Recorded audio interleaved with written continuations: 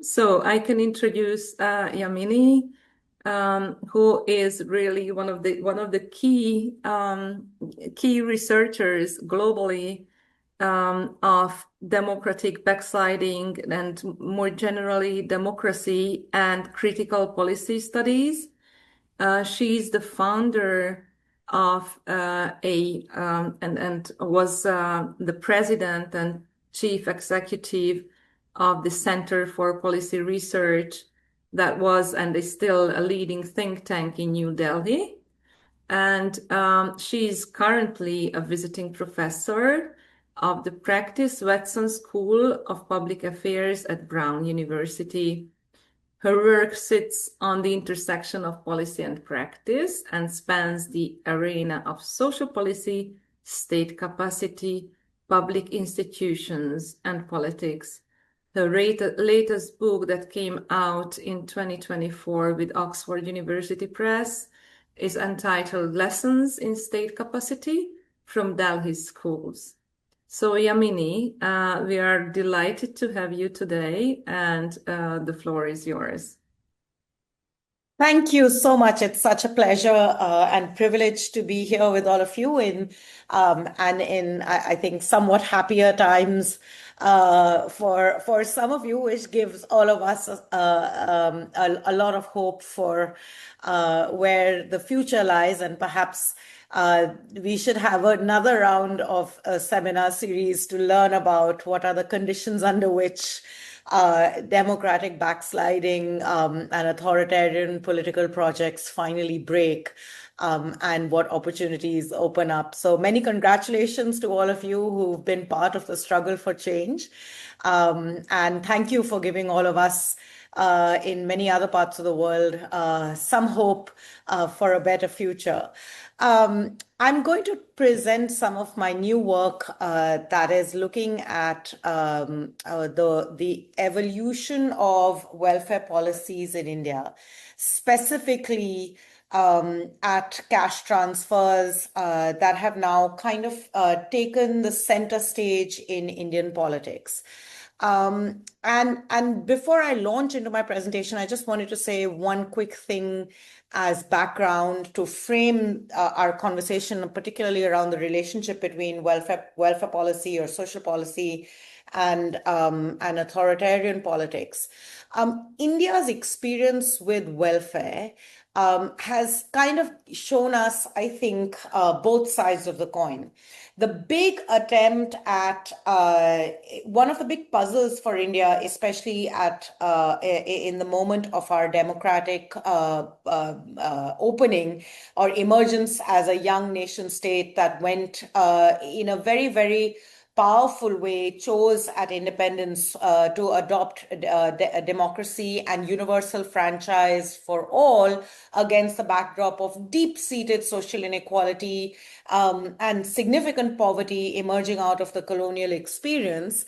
The choice of ensuring equal political rights to all citizens was an extremely powerful, and many Western observers argued potentially foolhardy project, because it was a hostile condition under which democratic norms were being brought in.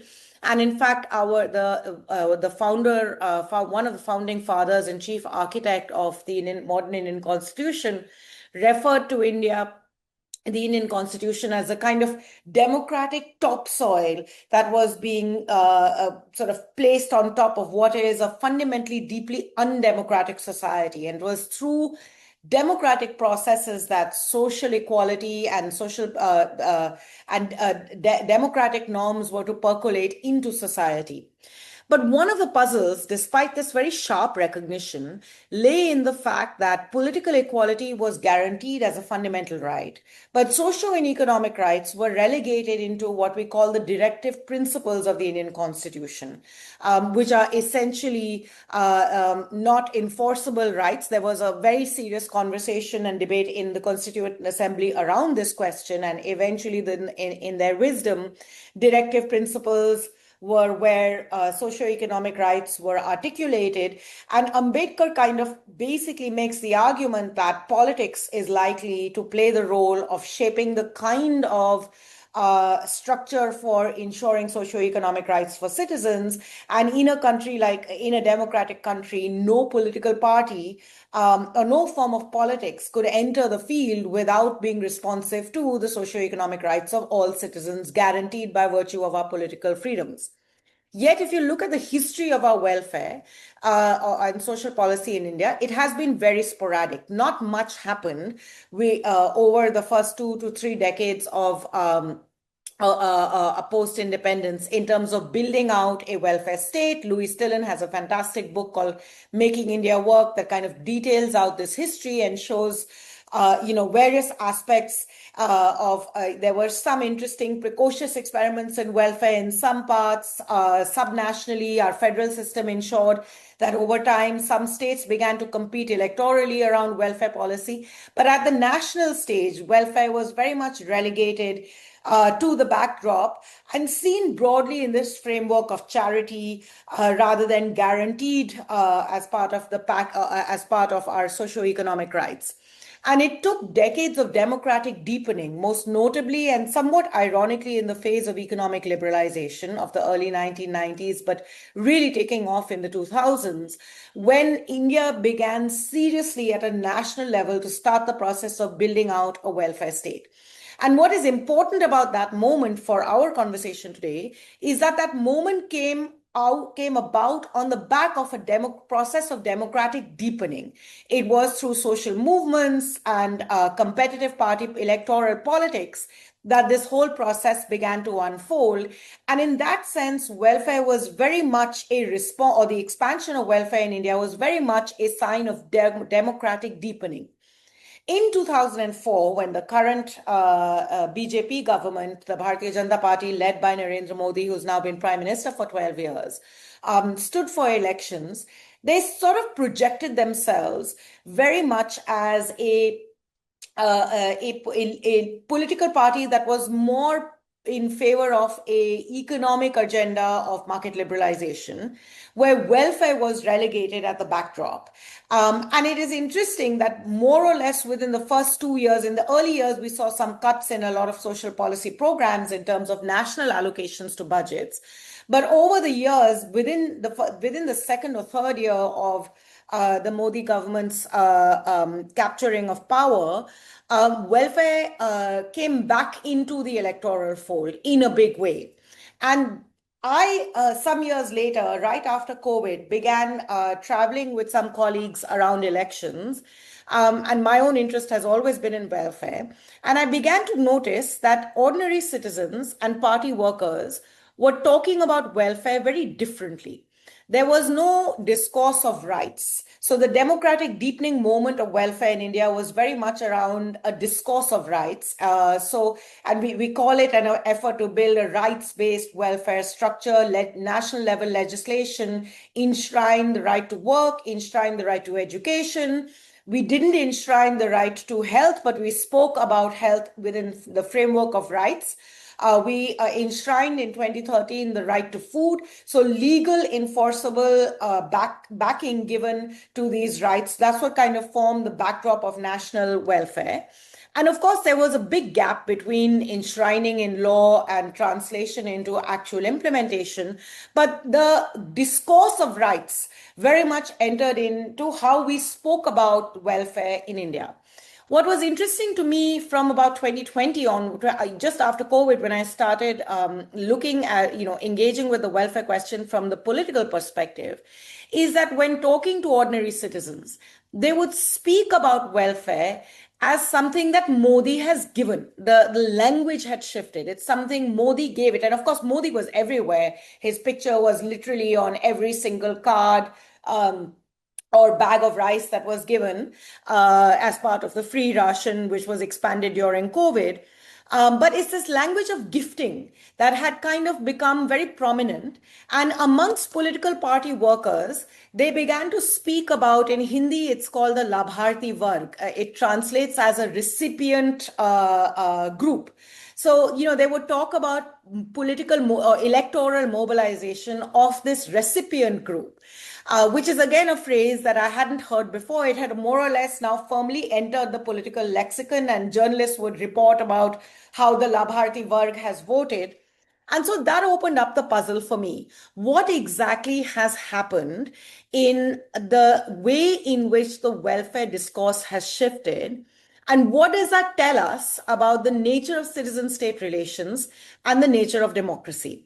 So over the years, we've done a few surveys. I've done a lot of this work with my colleague Nilanjan Sirkar, who's a political scientist based currently out of Ahmedabad University in India. And we've tried to try and understand how these intersections are working. And that's what I'm going to present to you today. We broadly call what we're seeing techno-patrimonial welfare. And through the course of my presentation, I'll explain what I mean. Dorothea, if I could request you just to stop me or let me know when I'm 5 minutes close to closing, because I tend to run away with myself and have no clue of time. So I'll make sure to Yes, stop. and sorry, I will also watch the chat. So if you have any questions or comments, do use the chat. Everyone's very welcome to post comments and questions, and I will then report them. I will stop you, Yamini, because you can interfere anytime. Sure. So let me begin just by talking a little bit about scope conditions. So the nature of welfare changes very dramatically from about 2015, 2016 onwards. And this is dramatic in terms of the scale, but not unprecedented in that the foundations had already been built in the Congress, we call it the UPA, the United Progressive Alliance, that was in power before the BJP came to power as a dominant party at the national level in 2014. That was the building of a digital infrastructure that was to become a pipeline through which welfare benefits could be delivered to the poor. And the reason India was very keen to prioritize this digital network is because there was a broad sense that deep state incapacity and collusion, particularly at the grassroots level, had resulted in enormous corruption and inefficiencies in the delivery of welfare benefits, particularly subsidies and cash, through things like the cash for work or food for work programs. And a digital structure would help us leapfrog various of these problems. So from 2009 onwards, India began this process of giving out a digital identification number to all citizens. And that was to provide the basic spine, the foundation. It's called Aadhaar, which it translates in English as foundation, for a whole set of other digital products that could be located on top of it. So the stack could be created that would ensure seamless delivery of welfare benefits from the point of opening all the way to the beneficiary at the ground level. And this was meant to be a crucial chink in our armor to curb corruption. Modi, by the time, it took a while to pull this together. There's a whole other story there. Big questions were asked about privacy, etc. I'll hold that for another day.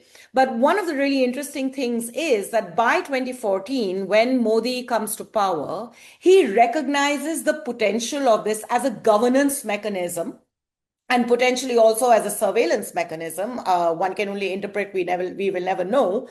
But his slogan in the 2014 election was maximum governance, minimum government. So there was a logic to him wanting to at least politically project himself as a big reformist and embrace the UPI. And we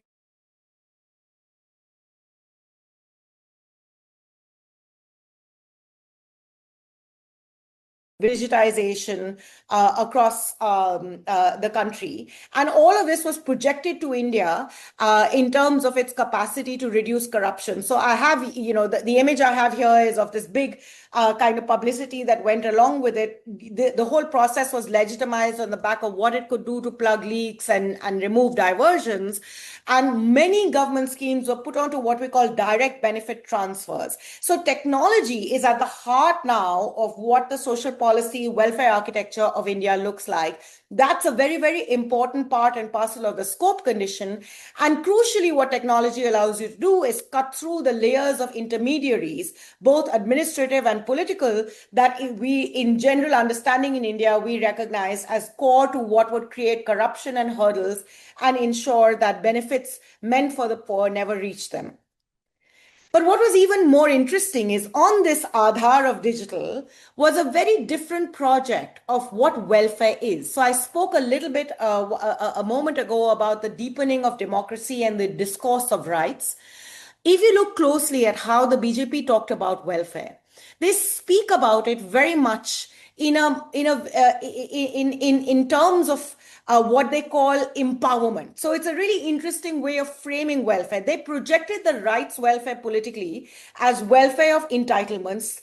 Government wants to give entitlements to the poor rather than empower them to walk out of poverty. And I've just put some quotes here just to give you a sense. It's very important and interesting how the discourse of empowerment comes in here, and it links itself up with a very interesting discourse of duties. So the second quote that I have here is a quote from one of our most powerful, the second in command, who is now Home Minister, who in the run-up to an election spoke about how we have given or provided gas connections, power connections, toilets, etc.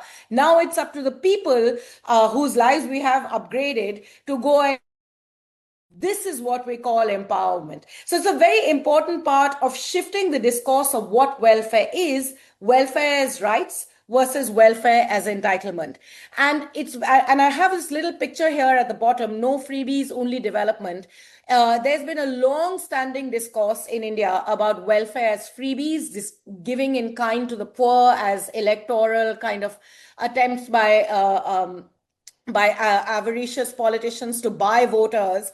And it's been very core to the Modi discourse to talk about welfare, not as freebies, but as development. And of course, this is used very politically conveniently. My welfare schemes are development and the opposition's welfare schemes at the state level where they are in power in some states are freebies that are just attempts to buy out the voters. But this positioning is very, very important because it's trying to shift the discourse away from talking about welfare as rights towards welfare as something that is being given for your empowerment.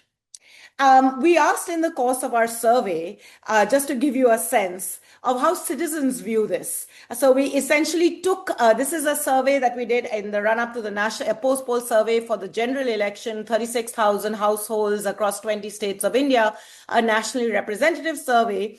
And we asked citizens, sort of drawing on some of the government's own commentary, what do they think about welfare as a right versus duty? And it's very interesting to see that a large number of citizens broadly agree that, you know, it is your duty to get yourself out of poverty after the government has given you all these scope conditions. And what was even more interesting, just reflectively, this is not really telling you too much, but we also looked at whether there was a correlation between those who think of welfare as empowerment versus welfare as rights and who they vote for. And you can see some slight differences. More people who vote for Congress disagree with the empowerment framing than those who vote for the BJP.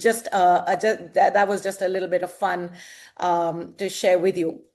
The other really important thing about this welfare as empowerment and why we call it patrimonial welfare is its ability to ensure disintermediation. I spoke about the importance of welfare of technology as removing all of the layers of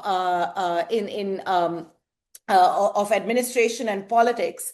But when you map the empowerment framing onto this intermediation allows for personalization and centralization of political authority because you don't need layers of administration and political actors to participate in the process of delivery. So opening up of a work site, which requires local governments to be involved, local politicians to try and resolve a lot of questions about eligibility and eligibility criteria.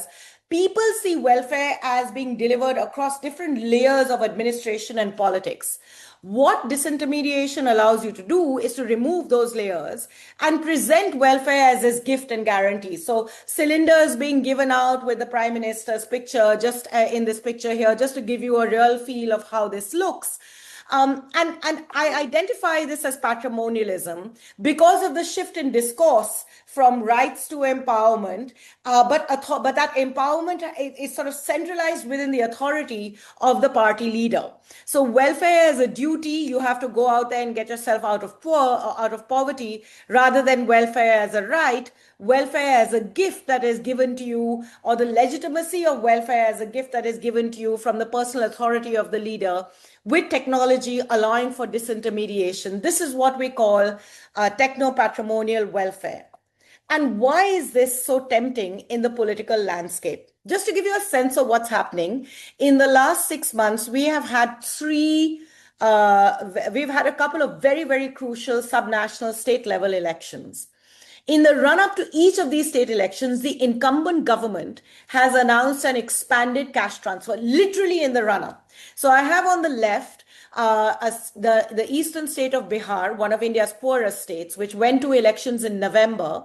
On the eve of the election, the Prime Minister, the BJP, goes into an alliance with the local incumbent regional party and announces a scheme of 10,000 rupees each, and literally cash is handed, or cash checks are being handed out to women with lots of pictures and publicity as the Prime Minister's gift in advance of the elections. Tamil Nadu, a southern state, one of India's richest and fastest growing states. In fact, it is India's fastest growing state, known for its broader politics on social justice and welfare. Much of India's welfare in the process of democratic deepening came from experiments in Tamil Nadu. The incumbent chief minister, who's an arch rival of the BJP, this is a state where the BJP has not been able to make inroads, goes into the election. On the eve of the election, announces a surprise bonanza of cash that is being credited into bank accounts. And it was literally like 5 a.m. in the morning, a message goes out, all women today will be receiving 2,000 rupees from Stalin. That's the name of the chief minister. He's an extremely democratic person, his name notwithstanding. He eventually lost the election, and we'll talk about that in a bit, but was unwilling. This is the fastest growing state in the country with a very long and deep history of welfare, where he was pitted to be in a very strong, or his party was pitted to be in a very strong position to come back to power. Unwilling to go into the election without this announcement of cash. He probably knew more than what the general wisdom on the street was, because he lost the election in a big surprise that occurred only 2 weeks ago. The third state, Assam, in the northeast India, again, the incumbent BJP government, on the eve of the election, announces a cash transfer of 9,000 rupees to 40 lakh women under the scheme. So just to give you a sense of like what's going on here, there is, over the last 3 to 4 years, increasingly, so let me step back. Cash transfers were first experimented with at scale in 2019 at a national government level, with the launch of a scheme on the eve of the 2019 national election. Modi comes back really strong. 2024, and I'll talk about this in a minute, sees a slightly weakened, dominant but weakened Modi that makes it through the general elections. Since then, we've had 5 or 6 very, very crucial subnational elections. Every state that has gone into an election announces a cash transfer for women in advance of the election date being announced. In one crucial state of Maharashtra, the cash transfer was announced in June. The election was postponed by 2 months to ensure that money flowed. And the BJP won hands down, even though in the general election in the same state, they didn't win very much. So since then, this has become what I call cash on steroids, our new welfare state, where cash transfers are announced in the run up to the elections, and it's become the floor on the basis of which all parties are competing with each other. This is techno-patrimonialism at its peak, because as you can see in each of these pictures, the cash transfers are being announced in the name of a party leader. What's happening and why? Disintermediation allows for political credit dynamics to shift hugely. I draw here on data from the Center for the Study of Developing Societies, whose data unit now is no longer allowed to conduct post-poll surveys for reasons that you are all much too familiar with. But in 2014 and 2019, they conducted a survey where they asked questions, where they asked respondents, this is a national survey for 2 general elections, where they asked respondents who they would give political credit to for the implementation of critical national level welfare schemes. I'm going to just point out to one really important one, two important schemes, just to give you a sense of difference. In 2017, the MGNREGA, that's the second scheme here, 27% of respondents credited the center, that's the national government, and 42 respondents credited the state government.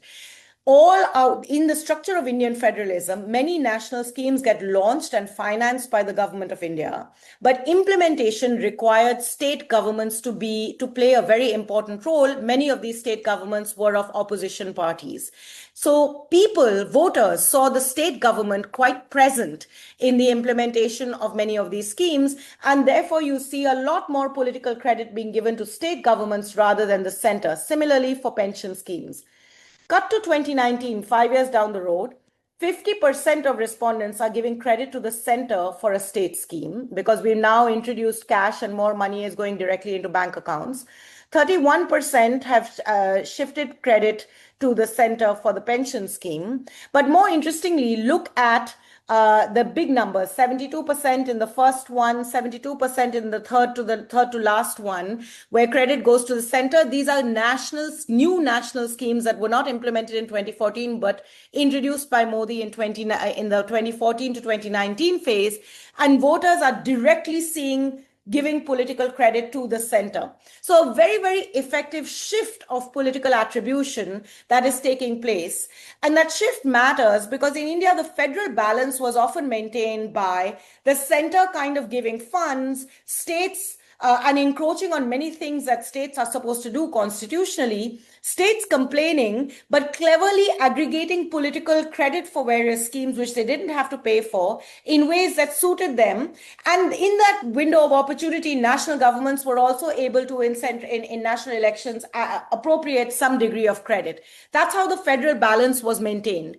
Once the central government, and most importantly, the national prime minister, starts accruing credit into themselves, into their own personality, the role of the state starts getting much weaker. And it was very important in weakening the regional parties that were the prime opposition to the center in the 2019 election at the national level. So political credit shapes voter choices, and that matters. In 2024, my colleagues and I did a more detailed survey and were able to look more directly at the correlation between welfare attribution and voter choice. So I have to the left a table where we asked our respondents, who is most responsible for delivering welfare benefits to you? 49% spoke of the Prime Minister, and there is a direct correlation between those who identified the Prime Minister as being primarily responsible for delivering benefits and voting for the BJP. I'm going to now, I will come to the next part of this in a second, but I want you to cast your eye on the second table that I have, where we asked about corruption decreasing over the last 10 years, because there was a general perception that that was so. And look at there are two aspects to this. 58% of our respondents spoke about digitization of the whole process. So the techno state being central to what corruption is doing, which is core to the propaganda machine of the BJP. Think of the first slide I showed you. And 41% spoke about stronger monitoring by Modi himself. So that's also really important in that centralization into the personality of the party leader plays a really important role in shaping how voters are understanding welfare and what parts of welfare delivery are supposedly improving. So this is the kind of dynamic of political attribution and what it does to voter choice. This kind of deep centralization plays its own game. But what's been most interesting is that in the process of playing its own game, it also opened briefly some sites for state regional party players who played an important, who were charismatic and powerful, to play exactly the same game. And that's what opened up a little bit of space in the general elections of 2024. So I have here a table that sort of shows you this variety of how political attribution and voter choice is working. But I'm going to request you to just cast your eye on the last column, the last row. The state of West Bengal. It's really interesting because I have some fresh data from the state election on that too, not on the slide, but I'll talk about it. So West Bengal had a regional party that was that was powerful and dominant in the state, headed by a female chief minister, very, very popular at the state level, and quite a vocal voice against some of the more authoritarian trends of the national government. I must also say, as much as she spoke against authoritarianism at the national government, she was quite the petty autocrat in her own state. But in terms of how she shaped the national political discourse, her positioning on democracy was quite important. And she was able to dominate the national election in 2024 on the back of a set of cash transfer programs that she had launched in 22-23 that were widely popular with women. And you can see that in West Bengal, 57.4% of respondents identified the chief minister as being central to the welfare story. And again, nearly a 75% correlation with voting choices for the TMC, which is her party, and only 28% identified with the prime minister, and the BJP did particularly badly. What's interesting, by the way, is in the recent election, where there's been a lot of complexity around the election, including electoral manipulation of the electoral rolls. 27 lakh Indians were disenfranchised in that election by our electoral roll updation process. The BJP government announced a 1,500 rupees excess over the existing cash transfer that she had offered. And it played some role, although polarization and communal divides played a bigger role, and her own governance failures in completely changing the dynamic of the election. And we can see, even though credit attribution still stays very strongly with the chief minister, or now the outgone, the recently defeated chief minister, voting preferences shifted towards the BJP. And one of the first acts of the BJP after it took over power in the state was to increase the flow of the cash transfers. One of the issues of one of the things that this kind of patrimonialism does is that it cuts away from the role of party workers in mobilizing at the grassroots level. So I'm going to point out to a state that has not been as that hasn't fallen into the trap of techno-patrimonialism in the same way, and you'll see some differences. That's the second row, the state of Kerala, which has very deep cadre-based parties, also a long history of welfare delivery and in the framework of social justice. The communist-led alliance was running, and the Congress-led alliance kind of oscillate between these two groupings oscillate between who wins elections in the party. And just recently, the Congress-based alliance defeated 10 years of the communist alliance in the state elections. But you'll see two people that are very dominant over here. The MLA, who's the local legislative assembly representative, the elected representative of the area, and the party worker. So more decentralized and cadre-based parties that haven't adopted techno-patrimonialism see a lot more role of the local party workers and the local elected representatives in how voters are seeing the state. And that matters because that local representation is at the heart of what makes for democratic accountability and democratic relationships between voters and politics. Whereas in many of the other states, you see where techno-patrimonialism has really entrenched itself, you see a much more dominant presence of the party leader. Look at the state of Madhya Pradesh, where the prime minister shows up 63% and local MLAs and party workers are almost non-existent. Similarly, for the North Indian state of Rajasthan, where the prime minister shows up 53.8%, the local MLA and party workers non-existent. I make this point only to show you the extent to which unleashed techno-patrimonialism leads to an atrophy or a shift. I think it's an atrophy, but we could argue about that in terms of where and how parties, the process of party systems centralize themselves, and the ways in which citizens then can or cannot engage with actors of the state, the party workers, the MLAs, and the MPs.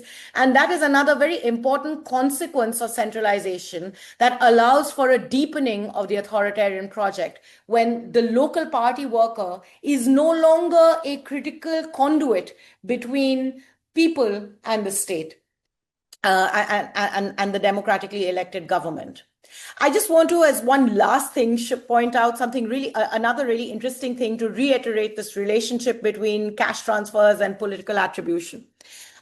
This here is the image of a chief minister in a very poor, largely tribal state of Jharkhand in eastern India that went to elections in 2024. October after the general elections. The Modi government didn't like this chief minister. They jailed him on corruption charges, so he wasn't able to fight the election in the general elections. But eventually the process unfolded, the judicial process unfolded, and he was released in time to be able to fight for the state elections. On the eve of the state elections, he announced his program. The advertisement is here, called the Maiya. It means mother. The Mother Respect Yojana program is how it roughly translates. And he increased his vote share and came back to power in the state elections. We did a post-poll survey for we call them assembly elections or state elections, along with the post-poll survey that we have of the general elections. And the shift in credit attribution is really interesting because, as you can see here, in the general elections, that's the third column, the last column, 14.37% of our respondents attributed the cash transfer schemes and welfare to the chief minister. But once he announces the scheme and owns it as his scheme, 43.91% of voters attribute the scheme to the chief minister. And we broke this down further to look at voters who changed their voting patterns from the general to the state election. And you can see a correlation between credit attribution to the chief minister and their choice of switching votes from the general elections where they voted the BJP to voting for this alliance headed by this particular politician for the state elections. So you could argue this is a sign of democratic deepening, i.e. voters are responding to the deepening of welfare. They like the cash transfer schemes, and in that sense, they attribute and they reward. Another way of thinking about it is to really try and understand what these schemes are, what they mean for structures of local party politics, how they are being deployed into this overall personality cult branding of politics, which centralizes attribution into the name of the party leader, and how that is reshaping the dynamics of center-state relations. To me, that's the more important issue. It is effectively allows the remaking of this discourse of welfare away from rights-bearing to a discourse of welfare as that of a passive recipient, the Labharti. Because the recipient is playing no role here. It is receiving these gifts that are coming through the personality and the authority of the leader and being handed over to them. I think in that sense, technology and disintermediation have profound implications on democracy and are entrenching the legitimacy of the authoritarian project that comes through the legitimacy and authority of the personality of the leader. And that's why welfare in these conditions is almost contributing to democratic backsliding rather than democratic deepening. I'll stop there.